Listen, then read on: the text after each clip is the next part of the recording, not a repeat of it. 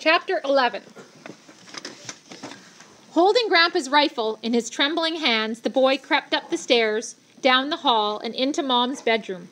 I was right on his heels. Ethan checked her bathroom and under the bed, and when he whipped the closet open, he yelled, "Ha!" scaring me half to death. We repeated this examination in the boys' room, Grandma and Grandpa's room, and the small room with the couch where Grandma slept when Grandpa made his loud rumbling noises at night.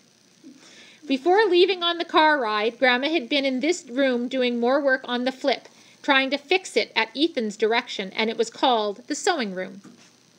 The boy checked the whole house, Grandpa's gun out in front of him, and he rattled every knob and tested every window.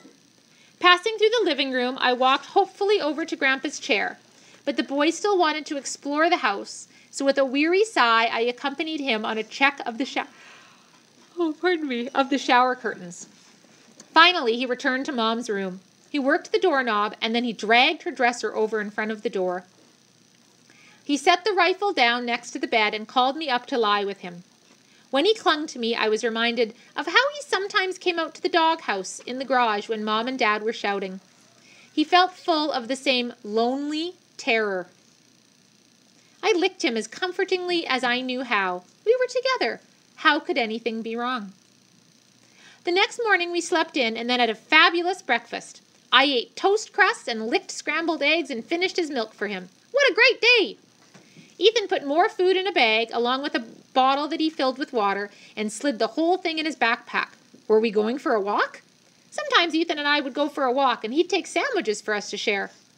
Lately his walks always seemed to take us down by where the girl lived. I could smell her scent on the mailbox. The boy would stand and look at the house, and then we'd turn around and go back home. The fear from the night before was totally gone. Whistling, the boy went out to take care of Flare, who'd wandered over to eat the bucket of dry, tasteless seeds or whatever they were that she munched on when she wasn't trying to make herself sick with grass. I was surprised, though, when the boy fetched a blanket and a shiny leather saddle from the barn and affixed them to the horse's back. We'd done this a few times before, with Ethan climbing up to sit high on Flare's back, but always with Grandpa there, and always with the gate to Flare's yard firmly closed. Now, though, the boy opened the gate, hoisted himself up with a grin. "Let's go, Bailey," he called down to me. I followed, feeling surly. I didn't like that Flare suddenly was getting all the attention, and I was so far away from the boy, forced to walk beside the huge creature, who I had come to conclude was just as dumb as the ducks.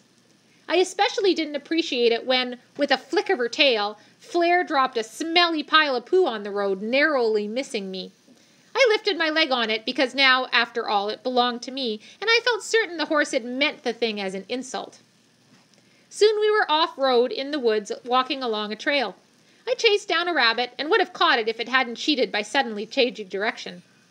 I smelled more than one skunk and haughtily refused to even take a single step in that direction.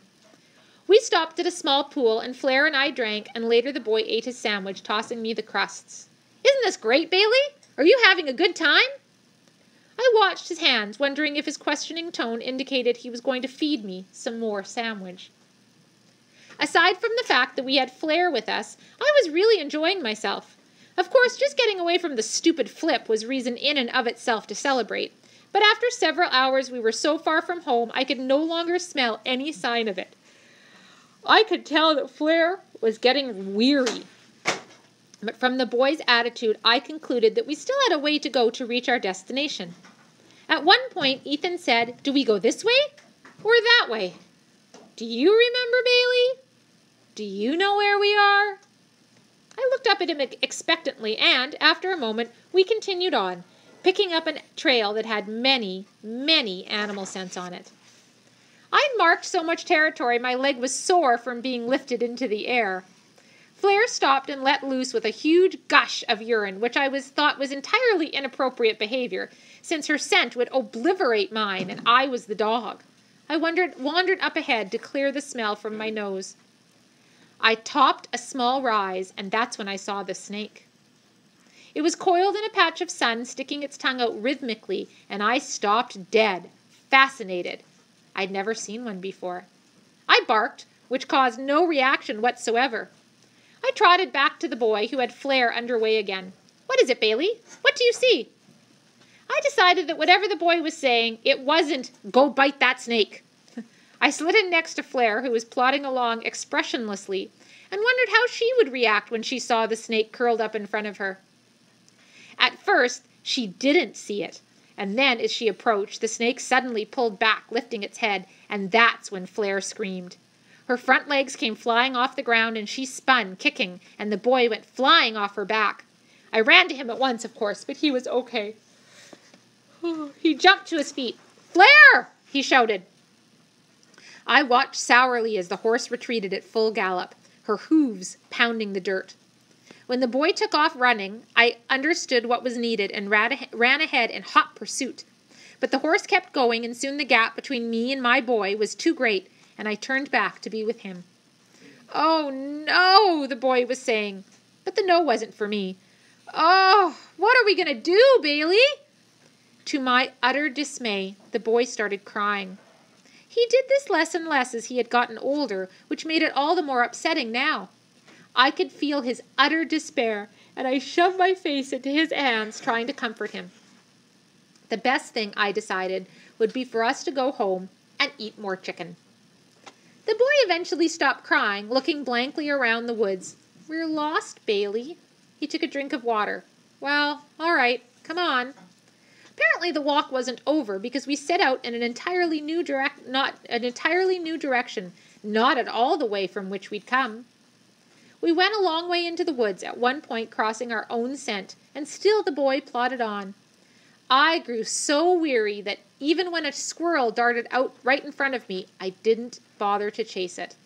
I just followed the boy, who I could tell was also getting tired. When the light began to fade from the sky, we sat down on a log and he ate the rest of the sandwiches, carefully feeding me a hunk. "I'm really sorry, Bailey." Just before dark, the boy became interested in sticks. He began dragging sticks over to a tree that had blown over, stacking them up against the wall of mud and gnarly roots. He piled pine needles on the ground underneath this canopy and stacked more sticks on top. I watched curiously, ready, despite my fatigue, to chase one if he threw it, but he just stayed focused on his task. When it became too dark to see, he climbed in on the pine needles. "Here, Bailey, come here." I crawled in with him. It reminded me of the doghouse. I ruefully remembered Grandpa's chair, wondering why we couldn't just go home and sleep there. But soon the boy began to shiver, and I put my head on top of him and eased my belly onto his back, the way I used to lie on my brothers and sisters when they were cold. "Good dog, Bailey," he told me. Soon his breathing became deep, and he stopped shivering.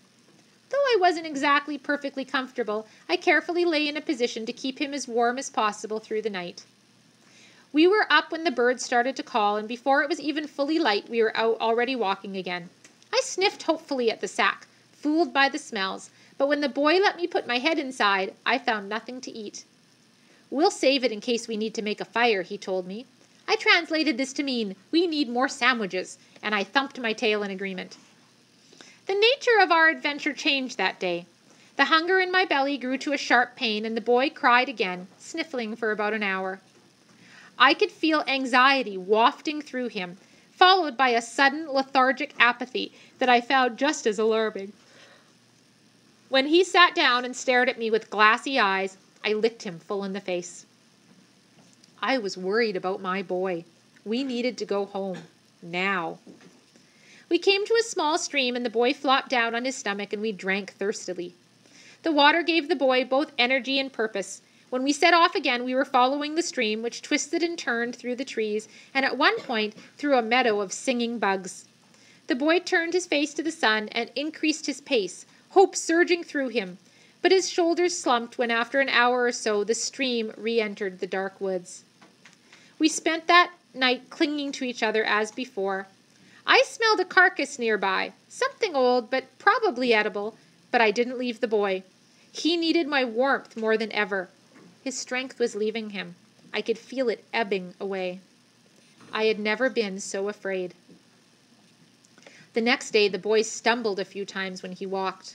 I smelled blood. His face had been whipped by a branch. I sniffed at it. "Go away, Bailey!" he yelled at me. I felt anger and fear and pain coming from him, but I didn't stay back. I stayed right there, and I knew I had done the right thing when he buried his face in my neck and cried some more. "We're lost, Bailey. I'm so sorry," the boy whispered. I wagged at my name. The little stream wandered into a boggy area, losing all definition and making for mucky travels. The boy sank up to his calves, so his feet made a sucking sound as he pulled them out. Bugs descended on us, landing in our ears and eyes. Midway across the swamp, the boy just stopped. His shoulders sagged, his chin dropping. The air left his lungs in a long, deep sigh. Distressed, I picked my way across the slimy area as quickly as I could, putting a paw on his leg. He was giving up. An overwhelming sense of defeat was building within him, and he was surrendering to it. He was losing his very will to live. He was like my brother Hungry, lying down that last time in the culvert, never to get back up again. I barked, startling both the boy and me. His dull eyes blinked at me. I barked again. "Okay," he muttered. Lethargically, he drew his foot out of the mud and tentatively set it down, sinking again. It took us more than half a day to cross that swamp. When we picked up the stream on the other side of the bog, it moved water with more purpose, becoming deeper and faster.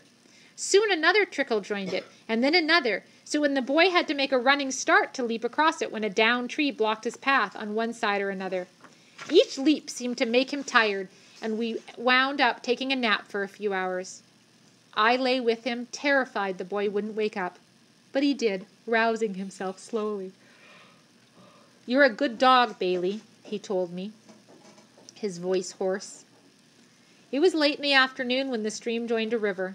The boy stood and stared blankly at the dark water for a long time, then aimed us downstream, pushing through grasses and thickly choked trees.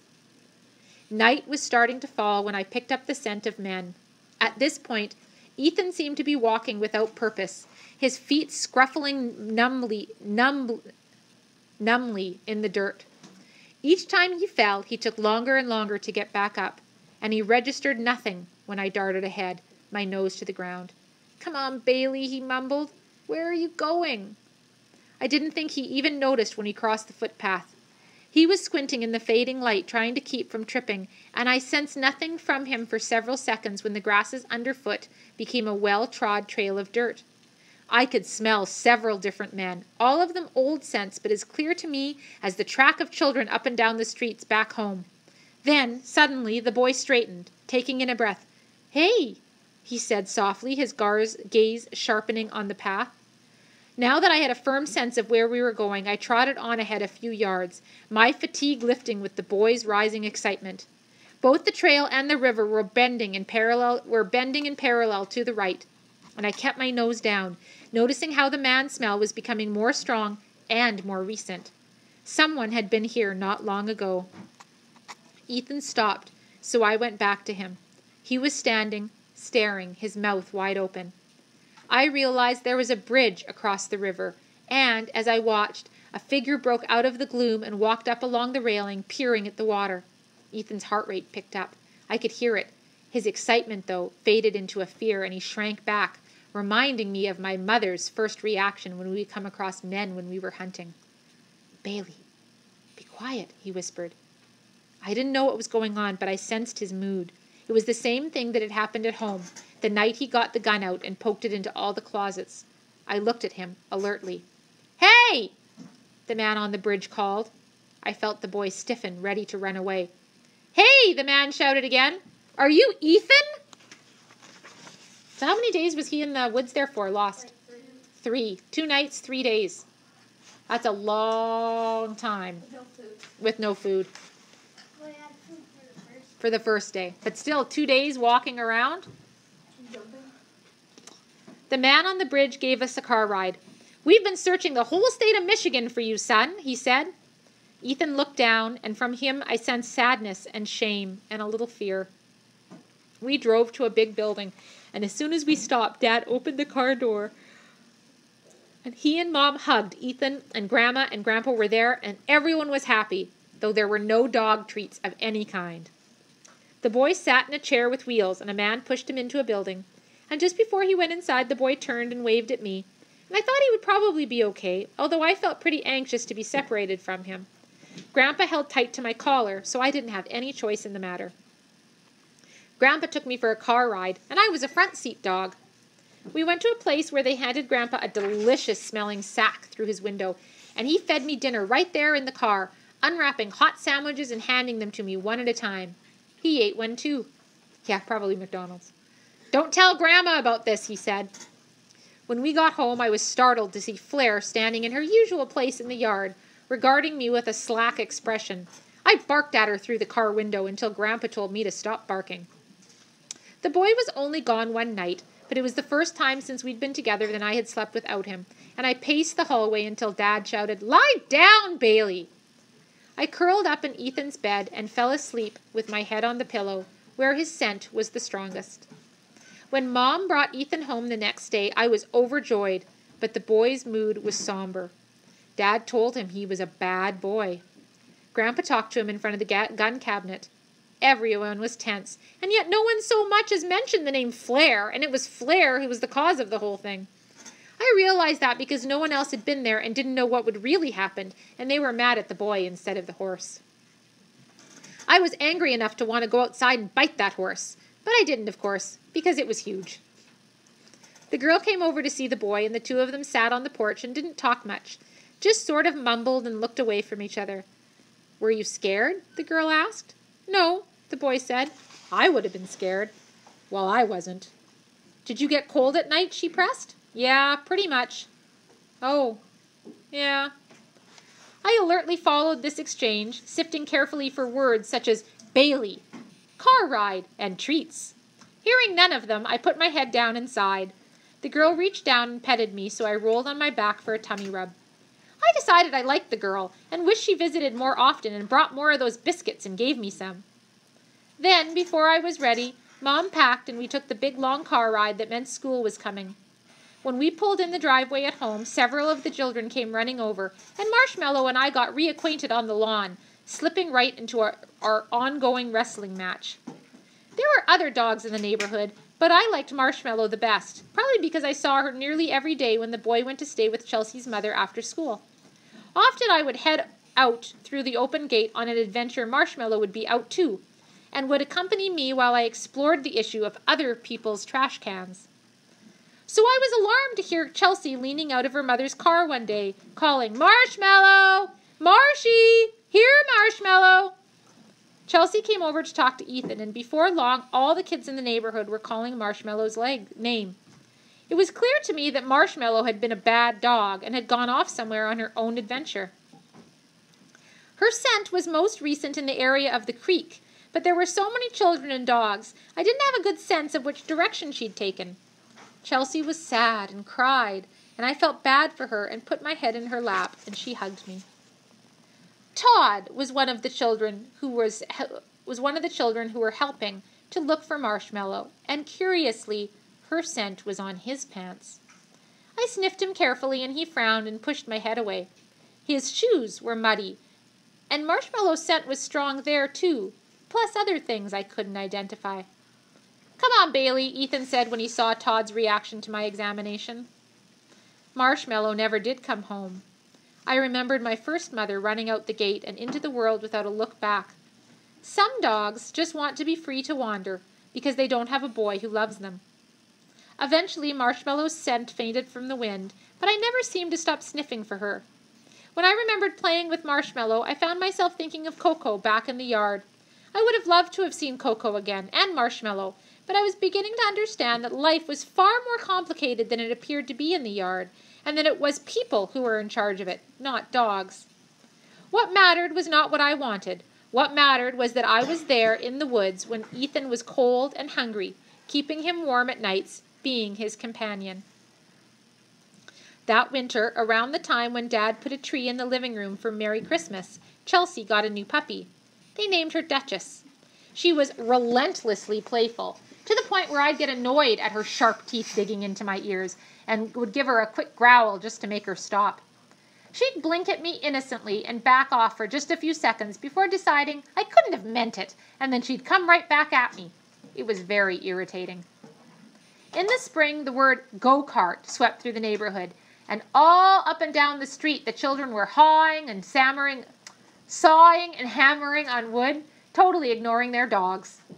Dad would come out to the garage every evening and talk to the boy while he fussed over what he was doing.